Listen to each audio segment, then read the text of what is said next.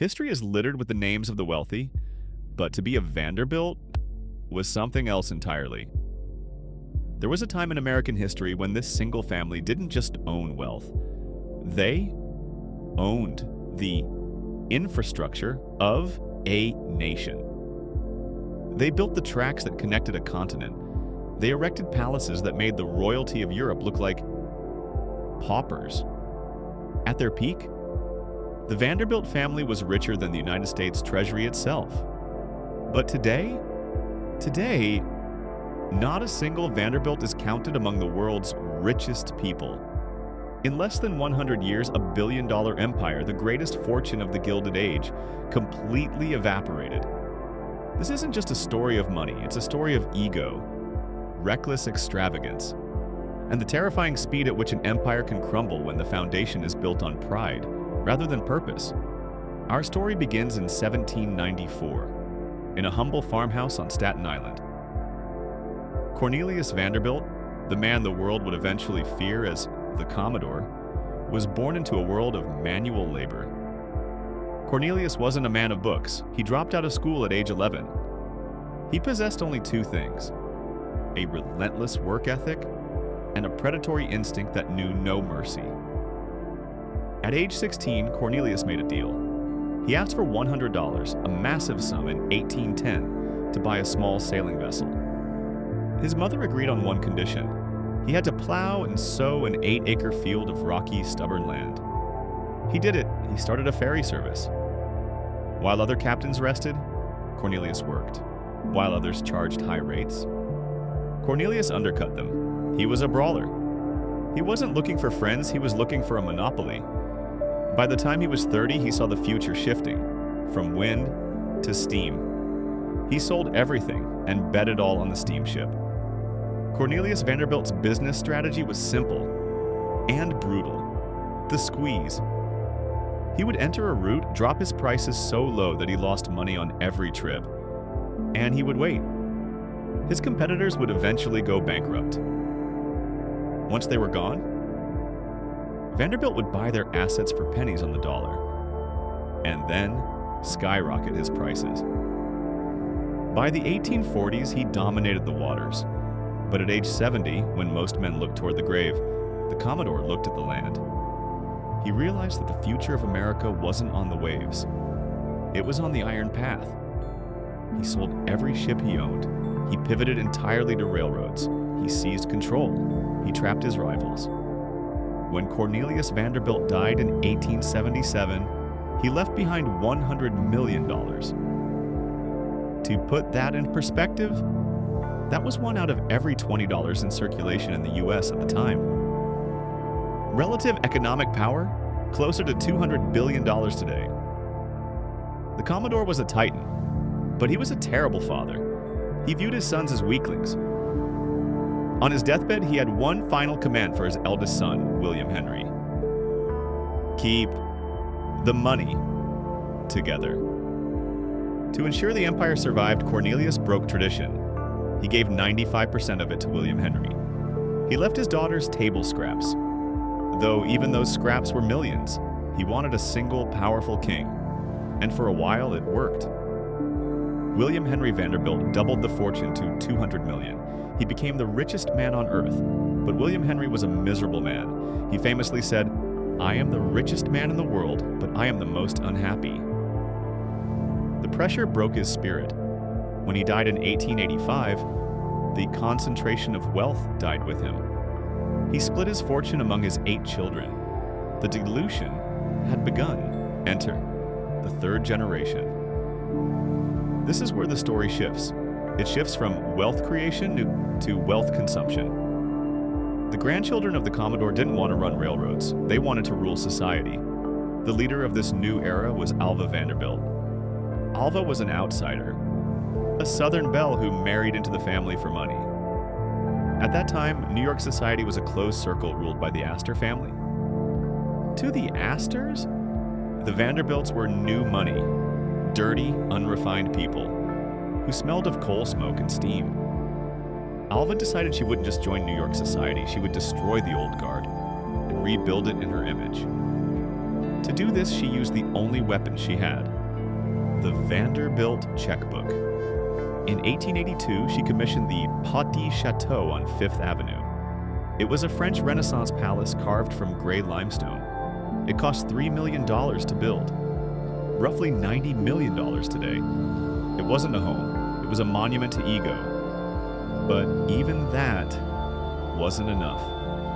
To force the old money elites to acknowledge her, Alva planned a costume ball for 1,200 people. It is still considered the most lavish party in American history. One guest came dressed as an electric light. She wore a dress powered by hidden batteries that made her glow, a terrifyingly expensive novelty at the time. Alva herself? She dressed as a Venetian princess. The cost for the flowers alone would have fed 1,000 families for a year. The total bill for one night of partying? $6 million in today's money. The stunt worked. The Astors were forced to beg for an invitation. The Vanderbilts were officially crowned the kings of the Gilded Age. But this victory was a poison. It set off an arms race of spending. Every Vanderbilt sibling now felt the need to outbuild and outparty the others. If Fifth Avenue was their battlefield, Newport, Rhode Island, was their trophy room. The Vanderbilts began building summer cottages. But don't let the name fool you, these were 70-room palaces, designed for only 6 weeks of use per year. Cornelius Vanderbilt II built the Breakers. It featured 138,000 square feet of living space. The walls were covered in platinum. The bathtubs were carved from solid blocks of marble. Next door, Alva built Marble House. It used 500,000 cubic feet of white marble. It was so heavy that the foundations had to be reinforced with steel. These houses cost tens of millions to build, and millions more to maintain. The Vanderbilts were now spending money on things that produced zero income. A railroad produces profit, a 70-room mansion produces only bills. Property taxes, maintenance, and servant wages. They were burning the candle at both ends, and the flame was getting dangerously close to the middle. For nearly 70 years, the Vanderbilt name was synonymous with the New York Central Railroad. It was the old reliable of the American economy. It was the source of every diamond, every marble pillar, and every bottle of vintage champagne the family consumed. The Vanderbilts believed the railroad was eternal. They treated it like a private ATM that would never run dry. But the world was changing, and the Vanderbilts, too distracted by their ballroom dances and European yacht trips, failed to see the headlights of the future. The birth of the automobile.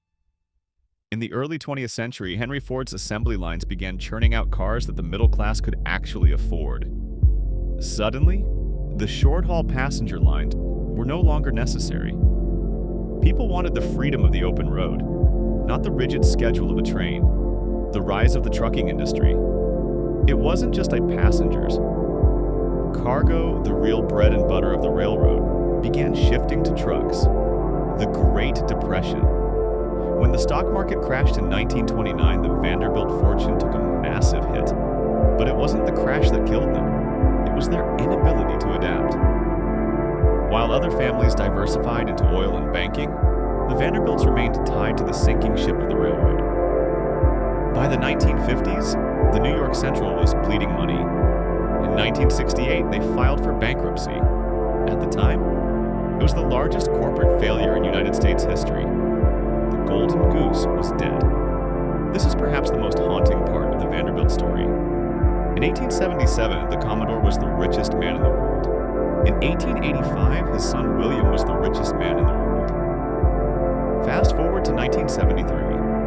The family held a massive reunion at Vanderbilt University. 120 descendants gathered in one room to celebrate their heritage. The organizers performed a financial survey of the attendees. The results were staggering.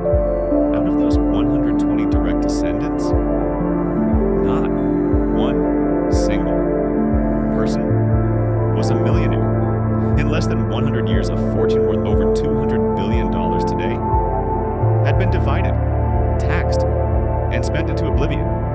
The Vanderbilt luck had run out. The Vanderbilt curse. What happened? Historians call it a combination of factors. Hyperdilution. The piles of gold became pockets of silver. The tax trap. The government took a massive bite, up to 70%, out of every death in the family. Non-productive assets. They owned white elephants. The mansions were liabilities. They cost millions to keep, but earned $0 in rent. The lack of work ethic. The later generations lost the predatory instinct of the Commodore. The 1973 reunion was a wake for the American dream. It proved that in America you could go from shirt sleeves to shirt sleeves in 3 generations. The first generation makes it, the second generation spends it, and the third generation? The third generation loses it. For the Vanderbilts, they just did it on a scale that the world had never seen before.